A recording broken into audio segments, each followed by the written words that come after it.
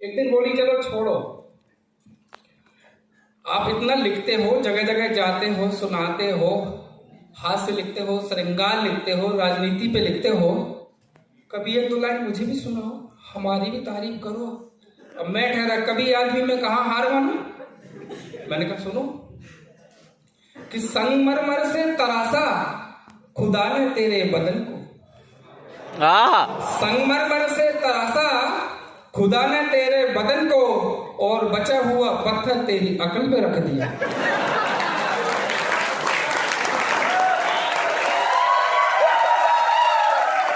क्या बात है भाई साहब, उस दिन क्या था, वो दिन है और आज का दिन है, इशारों में बात हो रही है। तो मैंने हाथ जोड़े, मैंने कहा हे देवी, नस नस में बसी हो तुम, बस बस में नहीं हो। मैंने कहा पहली और आखिरी गलती समझ के माफ करो। एक गलती और हुई थी साहब, उनका जन्मदिन था, तो हमसे बोली कि गहने देना। हम कहा ठीक है।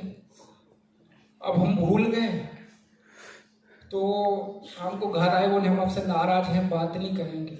मैंने कहा क्यों? बोले हमने आपसे कहा था कि हमारे जन्मदिन पे गहने देना, और आपने दिया खाली डिब्बा। जानते हैं दोस्तों में कितनी शर्म आई हमें। तो हमने कहा शर्म ही तो औरत का गहना है पगली। ऐसे हो जाते हैं भाई साहब। और ये जब से कवि बने हैं तो बहुत सारे मसले खड़े हो रहे हैं। एक हमारा दोस्त, जिगरी दोस्त, वो भी मुंह फुलाए बैठा है। हालांकि हमने उसको सकारात्मक वे में बोला था। वो बोला कि भाई अपनी दोस्ती एक शायराना अंदाज में बयां करो, एक मिसाल कायम करो। तो मैंने तो अच्छा बोला था कि भाई जब तेरे को दुख तकलीफ होगी तो हॉस्पिटल चल देंगे। बोला ठीक है, पर मैंने क्या बोला, मैंने तो खाली उसको एक दोस्ती की मिसाल दी थी। बोले एक दोस्ती की मिसाल दे दो। मैंने कहा ठीक है। तो मैंने इतना ही कहा था कि खुदा करे अपनी दोस्ती इतनी गहरी हो, खुदा करे अपनी दोस्ती इतनी गहरी हो, और बाप तुम बनो मेहनत मेरी हो। वो भी मुंह फुलाए बैठा है, क्या करूंगा, हो जाता है।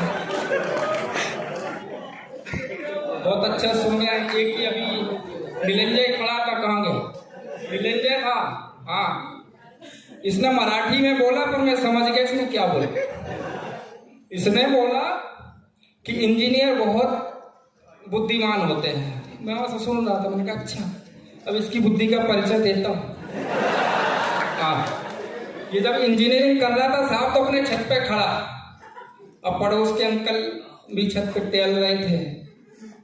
इससे पूछा हाँ बेटा इंजीनियरिंग कर रहे हो? बोले जी अंकल। तो बेटा आगे क्या सोचा है? बोले बस अंकल टंकी भरते ही मोटर बंद करने की सोच रहा हूं। वो क्या पूछ रहे हैं, ये क्या सोच रहे हैं। अब ये दो चार बच्चे यहाँ खड़े थे, कुछ शेरो शायरी कर रहे थे, हालांकि अच्छी थी, लेकिन स्त्री और पुल्लिंग का भेद भूल गए साहब। मैंने कहा कोई बात नहीं, ये प्यार मोहब्बत की बातें भी कर रहे थे। तो मैं बता दूं साहब कि मेरा तो प्यार मोहब्बत से दूर दूर का कोई नाता नहीं है। प्यार सबसे नफरत है साहब मुझे। क्यों?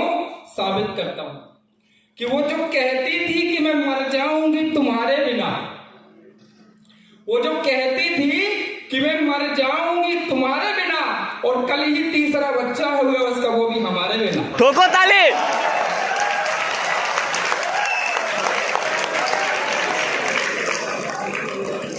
वो जो कहती थी कि मैं मर जाऊंगी तुम्हारे बिना, कल ही तीसरा बच्चा हो गया, वो भी हमारे बिना।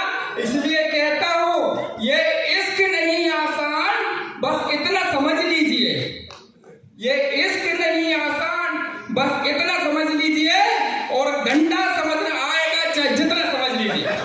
ओह क्या बात है।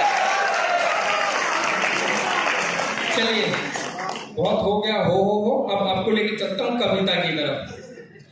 एक चंचल पति की चपलता, और पति शादी की बात क्या ही सोचता है, क्या देखता है, तो उसके ख्वाबों की दुनिया में लेके चलता हूं साहब। उम्मीद है आप लोग ध्यान से सुनेंगे, क्योंकि कहते हैं कि कविता कान से नहीं ध्यान से सुनने का विषय है। ध्यान से सुनेंगे तो समझ में आएगी। अच्छा, शादीशुदा आदमी क्या कर सकता है साहब? ख्वाब ही देख सकता है।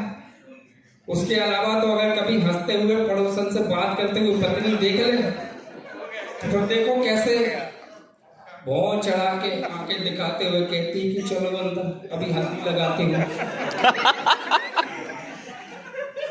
वो कहता है कि हल्दी क्यों लगानी है, कहीं चोट थोड़ी लगी है। बोले अभी अंदर भी कहाँ चले हो। तो ये है साहब, फिर भी हम जैसे लोग देख लेते हैं, क्या करें। तो क्या ख्वाब देखते हैं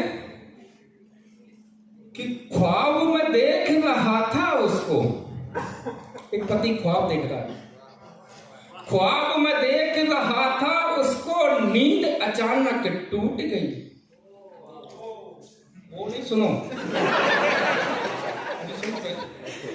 ख्वाब में देख रहा था उसको, नींद अचानक टूट गई, सपनों की हसीन दुनिया मेरी फिर वहीं पर छूट गई।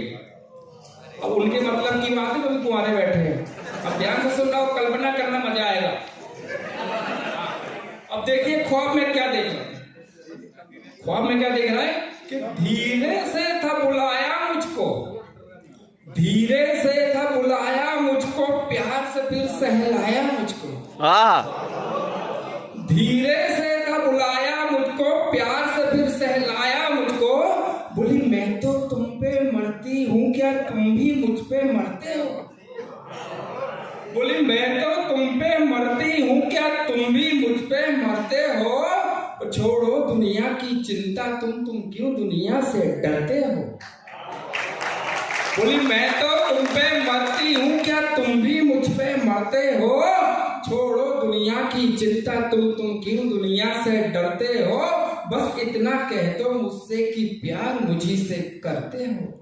हाँ कहना था मुझको भी उसको, हाँ कहना था मुझको भी उसको, राह वहीं पर रूठ गई।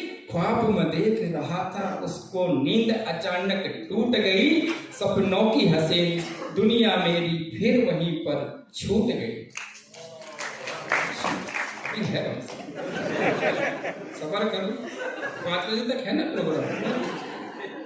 देखो समय याद मत दिलाओ तो मजा नहीं आएगा। अच्छा समय से याद आया साहब, एक समय हुआ करता था जब प्यार में लोग अमर होते थे। फिर थोड़ा समय बदला, प्यार में लोग अंधे होने लगे। अब समय ये है कि प्यार में लोग तोते तोतले हो रहे। कैसे? अल्लाह मेला बाबू को छा हो गया, मेरे बाबू ने खाना खाया। अच्छा मतलब ग्रुप होता है, मेरे बाबू ने खाना खाया। भाई साहब सीधे सीधे बोल रहे हैं, क्या है ये। चल रहा है, ठीक है कोई बात नहीं। अच्छा ये जो ख्वाब देख रहे थे, अगर पति वगैरह देखते हैं भाई साहब, तो मैं आपसे बड़ा विनम्र निवेदन है कि मेरी कल्पना मात्र है, इस पर जरा सा भी अमल करने की कोशिश नहीं करना।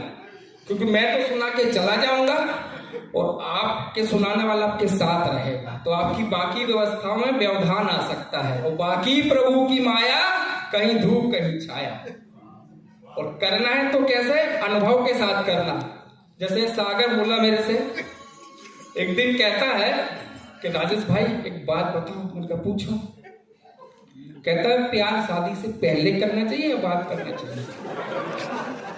अनुभव। मेरे से पूछा कि एक बात बताओ, प्यार शादी से पहले करना चाहिए या बाद में करना चाहिए? मैंने कहा गुरु ऐसा है, कभी भी कर लो, बस बीवी को पता नहीं चले।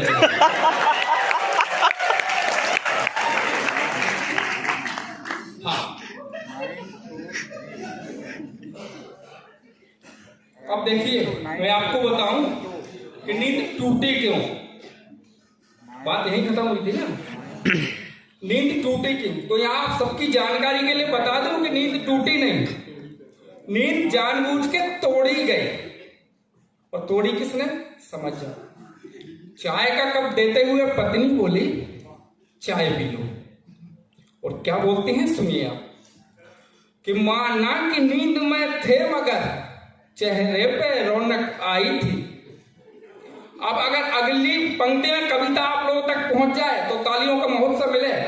कि माना कि नींद में थे मगर चेहरे पे रौनक आई थी, और मुझे लगा सपने में मिलने मेरी सौगन कोई आई थी। वाह वाह, ठोकर ताली।